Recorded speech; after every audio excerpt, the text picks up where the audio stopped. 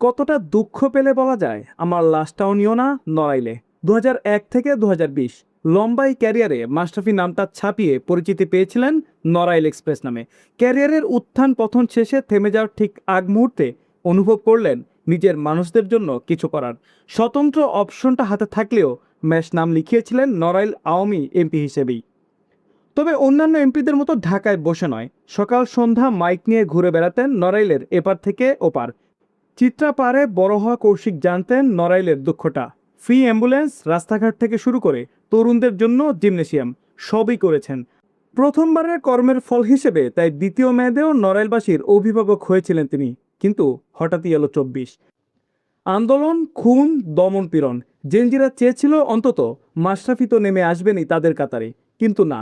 ঘাড়ের রগ বাঁকা করে বাংলাদেশের হয়ে শুধু একটি বল করতে চাওয়া মাশরাফি সেদিন হাসিনার সাথে গাড়ের রগটা বাঁকা করতে পারেননি। ফলাফল 36 দিনের মহরণ শেষে মাশরাফির শখের ডুপ্লেক্স বাড়িটার মৃত্যুদণ্ড। যে বাড়িটার ভেতরে ছিল 20 বছর ধরে বয়ে আনা সব স্মৃতি, শত শত ট্রফি, জার্সি, বল আর স্ট্যাম্প। বাড়িটার সাথে সাথে অগ্নিশিখা বিলীন হয়েছে সেগুলো। মাশরাফির সেসব ভীষণ আফসোস থাকলেও নেই কোনো অভিযোগ। অনেকেই পুলিশ কমপ্লেনের পরামর্শ দিলেও মাশরাফি করেননি একটি মামলাও। বলেছেন, এরা আমার নড়াইলের মানুষ, খুলনা যশোর থেকে আসা কেউ নয়। 24 শেষ, 25ও গেল, 26 আগস্ট এলো বলে, কিন্তু চঞ্চল মাশরাফি কোথায় যেন হারিয়ে গেলেন। আন্দোলন শেষে একটা ক্ষমা প্রার্থনার পোস্ট, আরেকটা ইন্টারভিউ, এরপরেই নেই আর কোথাও। মাশরাফির বাবা জানালেন ভীষণ কষ্ট পেয়েছেন ম্যাশ, এতটাই যে নিজের লাশটাও আর নড়াইলের মাটিতে নিতে নিষেধ করেছেন।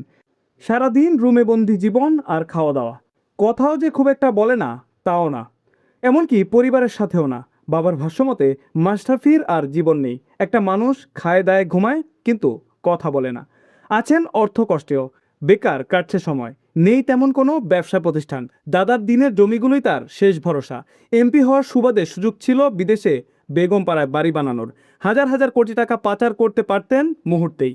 তবে সেসবে মাশরাফির ছিল না কোনো আগ্রহ। চেয়েছিলেন নদী ভাঙন এলাকাটার একটা সুরাহা করতে। বাবার ভাষ্যমতে মাঠে ঘাম ঝরিয়ে উপার্জন করা অর্থ দিয়েই নির্বাচনটা করেছিলেন ম্যাশ।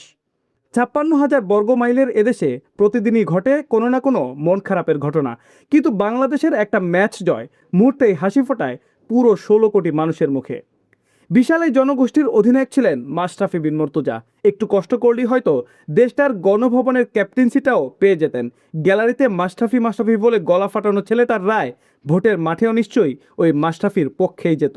ভারত পেরিয়ে পাকিস্তানের ইমরান খানও যে এক জ্বলন্ত উদাহরণ। মেহেদী হাসান, খেলার পাতা।